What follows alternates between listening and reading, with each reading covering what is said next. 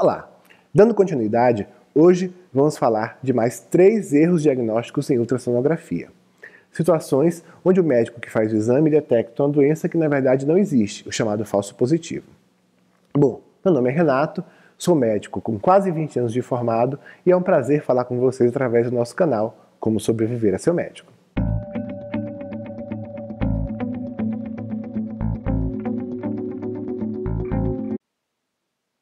Sétimo colocado, placenta prévia. O sétimo colocado é a placenta prévia, que por definição ocorre quando a placenta ocupa a região do colo uterino parcial ou totalmente após 24, 26 semanas de gravidez, ou seja, após o 5º mês de gestação.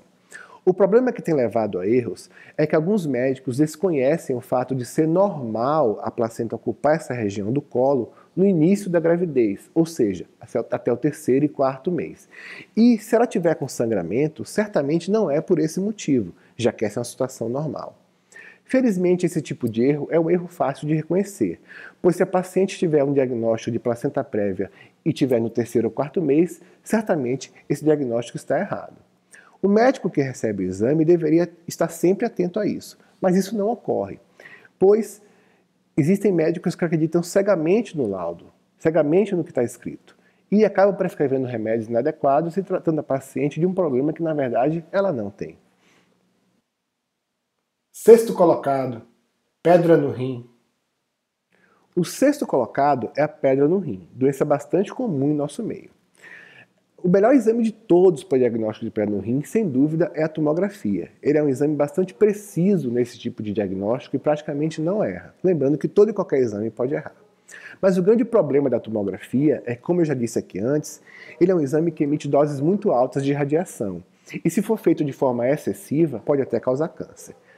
Sendo assim, a ultrassonografia pode ser uma ótima opção para o diagnóstico de pedra no rim. O problema é que ela pode se equivocar muito, principalmente com cálculos pequenos, menores que 5 milímetros, e erra quase sempre com cálculos menores do que 3 milímetros, já que ela não é feita para diagnóstico de cálculos desse tamanho. Isso não chega a ser um grande problema, já que os consensos internacionais geralmente só indicam tratamento para cálculos maiores do que 5 milímetros. Já vi muito paciente com dor nas costas por causa de um problema na coluna procurar o médico e sair de lá com um diagnóstico errado de cálculo renal. Não deveria ser assim, pois, mesmo que o diagnóstico estivesse correto, um cálculo no rim de um paciente não explica a dor nas costas dele, já que o cálculo não dói enquanto ele está no rim, ele só dói quando ele está descendo pelo canal da uretra. Sendo assim, o diagnóstico de cálculo no rim não explica uma dor nas costas do paciente, só explicaria se o cálculo estivesse realmente descendo. Mas os médicos parecem não se preocupar muito com isso e ficam satisfeitos com o diagnóstico errado, passando logo um remédio para se livrarem dos pacientes. Quinto colocado, tendinite. O quinto colocado é a tendinite, doença que pode acometer qualquer tendão do nosso corpo, mas é muito mais comum no ombro, cotovelo, punho, quadril, joelho e tornozelo. O diagnóstico de tendinite não é fácil e muitas vezes subjetivo, pois a única alteração que o paciente pode ter é uma mudança na textura do tendão. E, muitas vezes, apenas um posicionamento inadequado do transutor, aquele aparelhinho que a gente passa na barriga do paciente, sabe? Se a gente posicionar ele de forma errada ali durante o exame, isso pode simular a presença de uma tendinite, levando a médicos menos experientes e mais inseguros a dar esse diagnóstico de forma muito errada.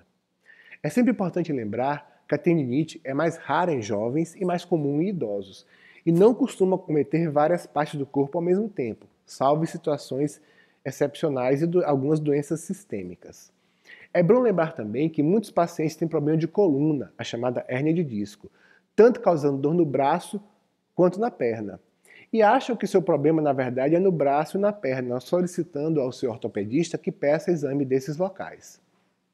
Ora, se o médico fizer o exame e inventar uma tendinite porque ficou inseguro com as imagens, o paciente vai tratar uma doença que não tem e acabar empurrando com a barriga a sua verdadeira doença, a hérnia de disco, que muitas vezes só vai ser descoberta meses ou até anos depois.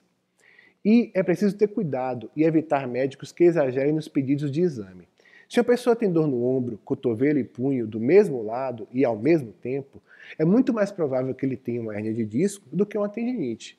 E se o médico pede exame desses 3 locais, indica que ele está despreparado e que ele pode induzir o paciente a tratar doenças que ele não tem.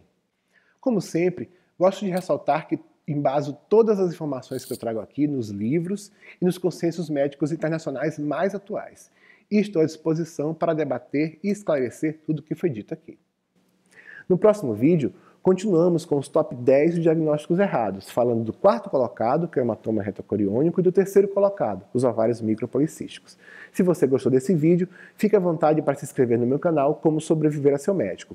Farei sempre uma postagem por semana, aos finais de semana, com dicas relacionadas a erros médicos e como se proteger deles. E se você quiser se aprofundar mais no assunto, pode acessar o meu site, chamado Medicina Racional, acessar o meu blog, Como Sobreviver ao Médico, ou ainda adquirir o meu livro, também chamado Como Sobreviver a Seu Médico, e que está disponível no site da Amazon. Um forte abraço a todos e muito obrigado.